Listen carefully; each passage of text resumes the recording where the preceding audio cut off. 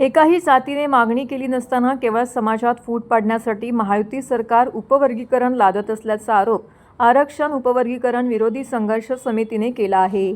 तसेच याविरोधात अनुसूचित जातीमधील तब्बल 58 जाती एकवटल्या असून 30 जूनला विधिमंडळावरती महामोर्चा काढण्याची हाक या समितीने दिली आहे, अशी माहिती। या मोर्चातून ठाण्यामध्ये हजारो चर्मकार बांधव सहभागी होणार आहेत, अशी माहिती ज्येष्ठ चर्मकार नेते राजाभाऊ चव्हाण यांनी दिली आहे। उपवर्गीकरण रद्द करावे या मागणीसाठी मंगळवारी मुंबईमध्ये राज्यव्यापी मोर्चा काढण्यात येणार आहे। या मोर्चाच्या अनुष्ठानाने ठाणे येथील शासकीय विश्रामगृहाबाहेर गटेल चर्मकार समाज कामगार संघटनेचे अध्यक्ष राजाभाऊ चव्हाण यांनी चर्मकार समाजाची बैठक बोलवली होती। या बैठकीस आनंद मोहन, राजकुमार मालवी, सुभाष अहिरे, आनंद जाधव, कैलास लोंगरे, राजेश मंडराई, राजकुमार मंडराई, भाऊसाहेब चव्हाण इत्यादी मान्यवर उपस्थित होते। या बैठकीमध्ये उपवर्गीकरणाचा डाव हाणून पाडण्याचा निर्धार चर्मकार समाजाने केलाय।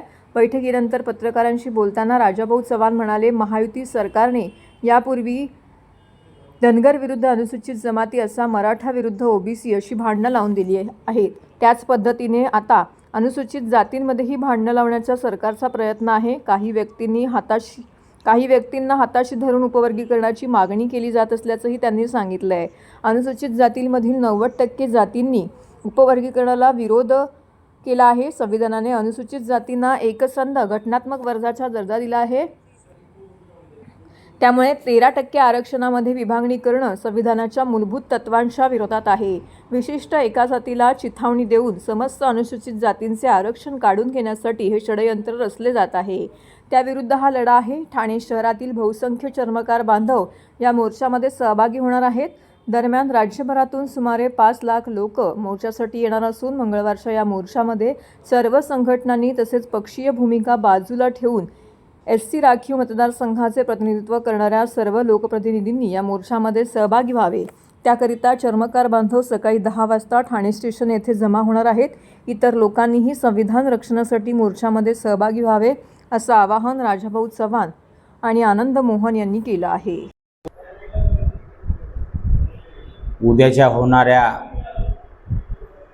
30 तारखेच्या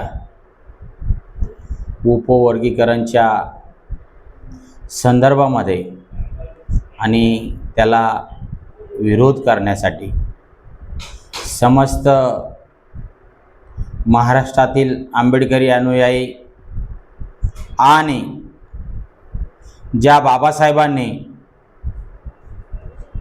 या भारताला पहिले संत रविदास महाराज जयंती दिल्लीमध्ये साजरी केली, त्या बाबासाहेबांचे आमच्या चर्मकार समाजावरती अनंत उपकार आहे। आणि ज्या बाबासाहेबांनी हे संविधान दिलेलं आहे, तर ह्या संविधानावरती जे कोणी घाला घालण्याचं काम करतायत, त्या संविधान वाचवण्यासाठी आणि उपवर्गीकरणाच्या ह्या सरकारच्या निर्णयाला विरोध करण्यासाठी समस्त आंबेडकरी अनुयायी आणि संत रविदास महाराज समाजातील पदाधिकारी, कार्यकर्ते, नेते मंडळी आणि सर्वसामान्य ह्या महाराष्ट्रातल्या जनतेने जास्तीत जास्त संख्येने सामील व्हावं अशी मी समस्त अनुयायांना विनंती करतो।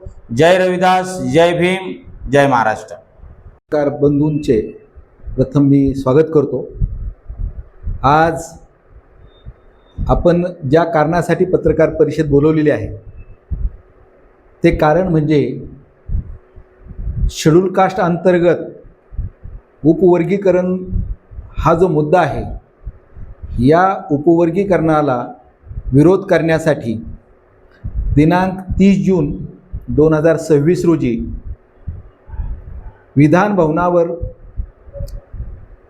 सर्व एससीतील 59 जातींनी मोर्चा काढण्याचं ठरवलेलं आहे।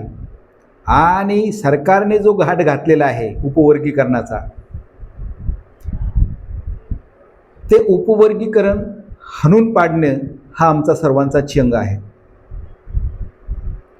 आज उपवर्गीकरणामुळं भारतीय संविधानाच्या अंतर्गत जे शेड्यूल आहेत SC ST OBC, या शेड्यूलला बाधा निर्माण होत आहे। कारण शेड्यूलला, कुठल्याही शेड्यूलला जर टच करायचं असेल तर त्याला राष्ट्रपतीची परवानगी लागते.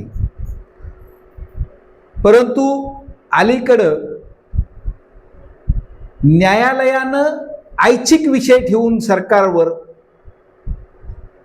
हा विभाजनाचा पाप करण्याचं काम ठेवलेलं आहे. आणि या सरकारनं फार तत्परतेनं काही जातींना खतपाणी घालून सामाजिक विभाजन करण्याचं काम चालू केलेलं आहे. आमची सर्वांची एक वज्रमूठ राहावी. जे कोणी मागासलेले आहेत त्या मागासलेल्यांना सरकारची जिम्मेदारी आहे की त्यांच्यासाठी शिक्षण असेल, नोकऱ्या असेल, रोजगार असेल किंवा शेती असेल, या सर्व गोष्टी सरकारने उपलब्ध करून दिल्या पाहिजेत, जेणेकरून ते त्यांच्या मुलांचं शिक्षण करतील. जर त्यांची मुलं शिकली तर पुढे येतील. कुठली एक जात मागासलेली राहत नाही. हा समूह आहे आणि हा समूह अस्पृश्यतेच्या आधारावर निर्माण झालेला समूह आहे. हा कुठल्या धर्माचा समूह नाही आहे, कुठल्या जातीचा समूह नाही आहे. हे अनटचेबल क्लास आहेत. आणि म्हणून यांची जी काही एजन्सीपणा आहे, हा एजन्सीपणा जर राहिला तरच येणाऱ्या कालावधीमध्ये या सरकारला आम्ही नमवू शकतो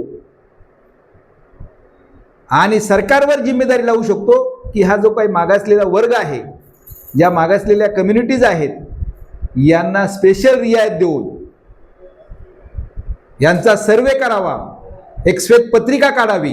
कुठल्या समाजाचे किती लोक शिकलेले आहेत, नोकऱ्यामध्ये किती आहेत, औद्योगिक क्षेत्राचा फायदा किती जणांनी घेतलेला आहे, शैक्षणिक क्षेत्रात किती जण आहेत, किती मागासलेले आहेत, मागासलेलं असतील तर त्यांच्यासाठी काय करणार आहे सरकार.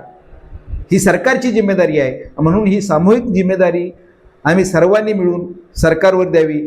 याच्यासाठी सरकारला विरोध करण्यासाठी हा 30 तारखेचा जो मोर्चा आहे तो मोर्चा आपण सगळ्यांनी येऊन सफल करावा ही विनंती आहे. हा मोर्चा मेट्रो थिएटरजवळून सुरुवात होईल आणि विधान भवनावर जाईल. याचा टाईम आहे दुपारी 12 वाजताचा. तरी मी असं आव्हान करतो सर्वांच्या वतीनं की आपण सर्वांनी सामाजिक अभिसरणासाठी एकत्र यावं आणि सरकारचा जो काही जातीमध्ये विभाजनाचा जो अजेंडा आहे त्याला विरोध करावा ही विनंती.